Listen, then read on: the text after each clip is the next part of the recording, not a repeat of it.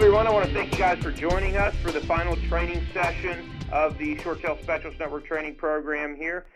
This last session here is going to be about buyers, agents, and also setting up a team, and also just some other general things of the short sale transaction that are imperative of the transaction. This is Mike Linkenauger here with First Coast Realty Associates and the founder of the Short Sale Specialist Network. With me is JP and Ethan. Hey, this is JP. I'm personally responsible for screening over 1,000 people with short sales. Hey, this is Ethan Gregory, processor with First Coast Realty Associates. Processed and done over 100 short sale transactions. Happy to help you with this. All right, very good. So we got Ethan's prepared and worked with hundreds of short sale transactions in Northeast Florida. JP has screened thousands and thousands around the country here. So first and foremost, we're going to talk about buyer's agents and how buyer's agents can best serve any buyer that they're working with in a short sale transaction. Now, as many people know, short sale transactions have a stigma a lot of times in the industry, and many buyer's agents try to avoid them or try to stay away from them. And the point of some of this is, well, if you get anything out of this, is to know that every transaction is unique. No two transactions are the same, and they have to be taken on a case-by-case basis. Now, what we'd like to talk about first and foremost is if you're working with a buyer, how to screen out listing agents and how to screen listing agents, because let's face it here, if there's multiple loans on the property with mortgage insurance and they haven't submitted anything, you should know as an agent who does short sales what to tell your buyers and what to expect, and to let them know, look, it's going to be a pretty good little wait to get this thing approved. So there's some different questions we want to run through, and also more importantly, just as important, is you want to screen out the listing agents based on their experience or their confidence in getting short sale transactions approved as well. Now, also a good rule of thumb too is you're going to want to find a listing agent who is hands-on or who is going to at least have control of the short sale transaction. That's going to be very key. Somebody that's going to be able to give you answers, to give you updates and that sort of thing. So, JP, Ethan, I want to talk with you guys, let's talk about some different questions that we should ask buyer's agents, listing agents if you're working with a buyer. Sure. Basically, one of the first questions you probably want to ask them is, have you closed any short sales before? And they may say yes, but you want to make sure that they actually close the ones they listed, because a lot of people have worked with short sales now. And I even experienced when people calling in with the network, I ask them, how many short sales have you worked with? Oh, I've worked with a ton of short sales. Well, how many have you listed that closed? One. And so and it's not to say that they cannot, do a transaction with only one short sale close, but you want to make sure they know what they're doing and just delve further into, what their knowledge is. Another question, has there been any offers on the property? Does the bank have the full short sale package? Did you receive confirmation that it was received? Or some other things? What communications have you received from the banks? Another question, has there been a BPO? Is there mortgage insurance? There's a couple other things. Absolutely. Also, too, you want to make sure, obviously, is there multiple liens against the property as well. And really just, we have this flow chart from the first session here that just goes over the general flow of a short sale transaction. And what you really want to ultimately do is find out where the listing agent is in the process. If they have submitted an offer before, like JP said a second ago, have they ordered a BPO on it yet? Has it been assigned to a negotiator? Do you have any idea? Have they indicated what price they might accept for the property? Here's a good one, is just generally ask how long the agent estimates it could take for approval.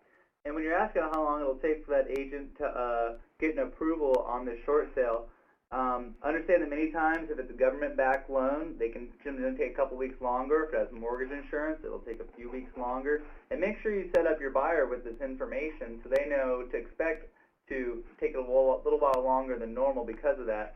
And just so you're managing the expectations of your buyers so they're not calling you every couple of days wondering where this approval is. Absolutely. And there is also a separate form that we use that's geared towards educating buyers on the short sale process. That's part of our listing forms section that you can access as well. That just explains realistic things that you can, show a buyer's agent. But again, it has to be, everything has to always be on a case-by-case basis. With the new HAFA legislation here, short sales are going to be streamlined here, so the process should get quicker as well. But again, like it was mentioned a second ago, if the listing agent has not done any short sales before, or many short sales, and they're talking about, oh, you got to call the mitigation company to find out where it is or something like that, that's something you definitely want to consider if you're going to even show the property or suggest to your buyers that that's a good alternative for them. And also, obviously, a lot of things are going to vary too based on your buyer's needs and what their willingness is as well. Are they willing to wait a few months for a transaction? That's going to be key. Or do they want to close something in 45, 60 days? What are their motives with the transaction? And basically, the whole point of these questions is two key things. First of all, are they going to be able to close the transaction? And secondly, is to be able to give like Ethan and Mike have already said, is just to make sure your buyers have the right expectations. Absolutely, absolutely. It's all about setting the expectations in advance with things. Absolutely. Next thing I want to cover a little bit about is setting up a team in order to streamline the short sale process for yourself. It's very easy, guys. I have personally listed and worked with typically upwards of 15 to 20 short sales a month, and taking on 15 to 20 short sale listings per month. And I'll tell you in just a minute about how I do that. I want to go over that. A good rule of thumb is that they always say that, we refer to commonly as the 80-20 rule, is that 20% of what you do will yield 80% of your results. Now, the challenge that we face is to find out what that 20% is that we should be doing and do more of that. Do more of that. And obviously delegate the things that we don't necessarily need to be doing that aren't going to produce as much, for us as we could do. So, generally speaking, what we want to do is to replicate your services by delegating responsibilities to others so you could do more of what makes the most money for you. Now, many studies have shown, first and foremost, the agents who do the best in the industry are the agents who have listings. He who has the listings, makes the rules, so to speak. It's just a reality that a listing agent, you get the listing and it's money in the bank. It really is. So what many programs have taught as well is you want to be a listing agent who gets the listings and delegate as many other responsibilities as possible. Now, for any agent who's new to doing short sales as a listing agent, the first thing absolutely that you want to do is to partner with a good title company or closing attorney. We discussed this a little bit in previous sessions, but a good title company attorney will prepare preliminary HUDs for you in advance. Many of them will also do title work and title searches for you in advance. They'll pull estoppels from associations in advance as well. Yeah, I can't stress this enough how important it is to get a good title company / closing attorney that you can use. We prefer to use a good real estate attorney for our closings, especially with short sales, which can be sometimes a complicated transaction, and helps our sellers feel a little more comfortable that there is a licensed attorney giving them advice regarding some of these things. That's very important. And again, you got to have a good relationship to be nice to these people. You're going to be requesting multiple HUDs throughout the process, and you want to have a good relationship to be able to go back to them and get these HUDs changed, be able to submit these new HUDs to the lenders to get your short sale approved. Ethan, you're in charge of roughly 100 short sale listings at any given time. Obviously, not all of those are under contract, but how often do you communicate with title company closing attorney that we work with? Numbers of times during the day. I mean, yeah. For closings to all the way to pre-making HUDs and stuff like that. Anything and everything, always in touch with them a couple times a day. We have a one-person contact over there. It's always best if you can have one contact there to direct all your questions to. Somebody who's knowledgeable about short sales of that company. Very helpful. Absolutely. So there you go. And the greatest thing about that first person who you're working with or first company you're working with there is there should not be any cost involved in that to you. That's a great partnership to form right off the bat if you're interested in doing short sales in general, is to find find a title closing attorney who will work with you and give you what you need to do as well. Now, and most programs teach as well, the first hire you should always hire when you're building a team is going to be administrative. You have to build the foundation of the team first. You have to build the structure before you start adding in buyers, agents, listing coordinators, closing coordinators, things like that.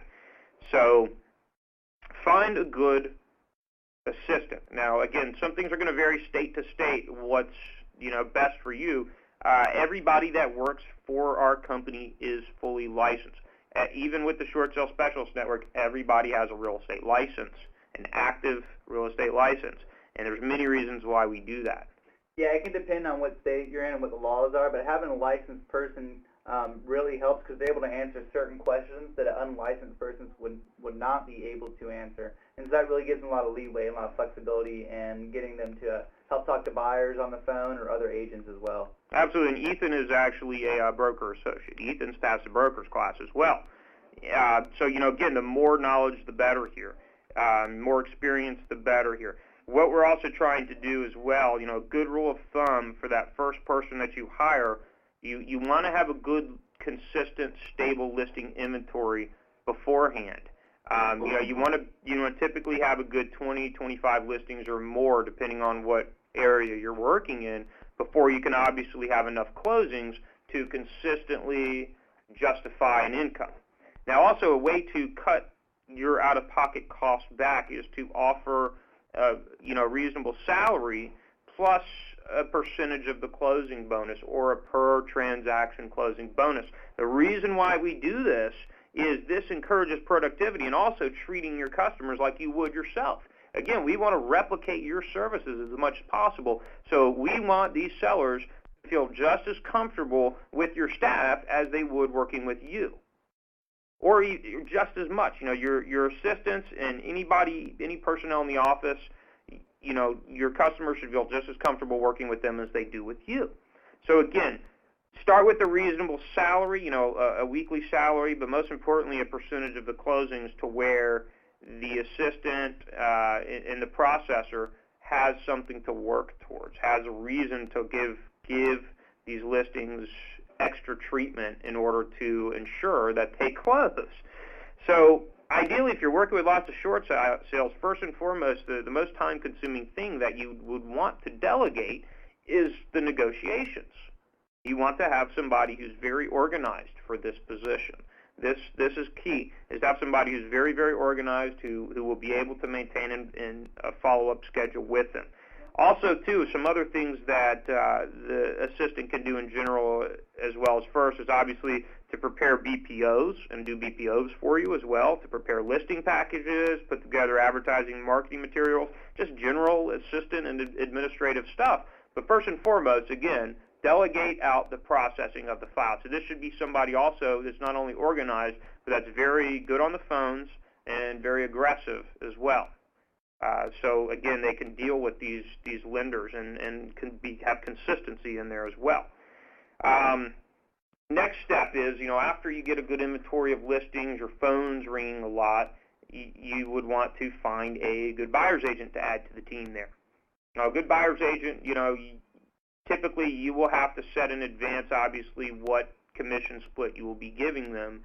And, as you grow your inventory and you get more and more and more buyer inquiries and buyer calls, you're going to have more and more of a need for that position. So, again, the ultimate goal of having a buyer's agent is so you can be out listing more properties. You aren't working with buyers. You're working with sellers only to list. We want you can list upwards of 15 to 20 properties or more a month very easily. The reality is where my team is structured right now, myself in North Florida here, typically I have two assistants. We have a listing coordinator who prepares all listing packages for me and also does a lot of my internet marketing for us as well. Their job is to generate buyer leads as well. So they generate the majority of the buyer leads through internet marketing. I send out enough buyer leads to where I can't, I need an extra buyer's agent, typically 2 or 3 buyer's agents, full-time is what we have, 3 full-time buyer's agents on staff. Yes, if you're listing this many properties and you're marketing them properly, you should be able to get a ton of leads coming in, either through people seeing you on Realtor.com, on your personal website that you're using, or just your signs out on the road. People are going to see this and call in, so you need someone to field those calls and inform them of what's going on, or inform other agents about what's going on regarding the listing. And if you are not taking advantage of Craigslist to market your listings, you are missing out on just an enormous pool of buyers. It's amazing how many buyers are on Craigslist. So again, I have one assistant who's a listing coordinator. Their job is to present, get together all listing packages for me. All I mainly will do most of the time is when a homeowner calls in, I will go over the short sale process with them, like we discussed in session number 2. I will pre-screen them and go through them. And actually, usually, JP will screen them somewhat first, then send them to me for a final screening. And typically, probably 2/3 of them are out of the area. So I will screen them, talk to them about the short sale process. I hand their information on over to our listing coordinator, and to some degree, I'm done. Our listing coordinator sends out several emails that we have already set up in advance to email people out of state. She sends out several forms. These are the same forms that are included with this course under the listing forms section under session number 2.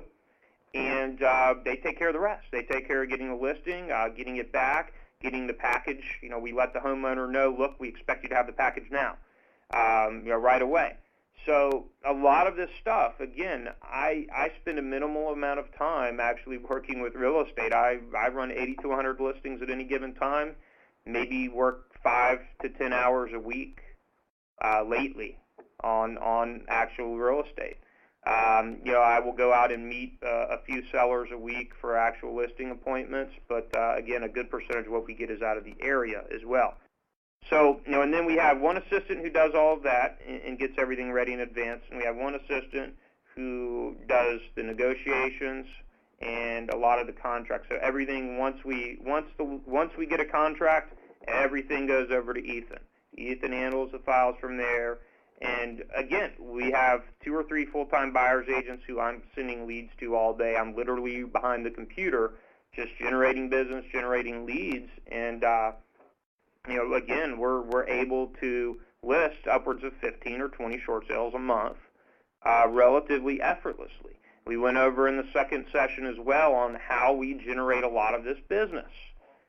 So again, we've laid out the groundwork here about how to set up a team and really streamline this process so you can take on many more listings if you wanted to. The only reason why I don't take on more is I choose not to go after them and get them right now. We're doing the short sale specialist network, so kind of taking things in a slightly different direction, yet still getting, like I said, a steady flow of new business, And there's an old saying, again, activity breeds activity. You have to be out there consistently doing these ads, and until you can delegate these responsibilities, it is going to be up to you to do these broker price opinions and to learn how to do them. You should mitigate and close several short sales yourself before you start finding other people to do it. You should know the process and familiarize yourself with this process very thoroughly before you're hiring people and delegating this. It's important for us as agents to know and understand how the process works with all of this. It's very important as well. Now, there's a few other things we want to talk about here in general as well before we close out here.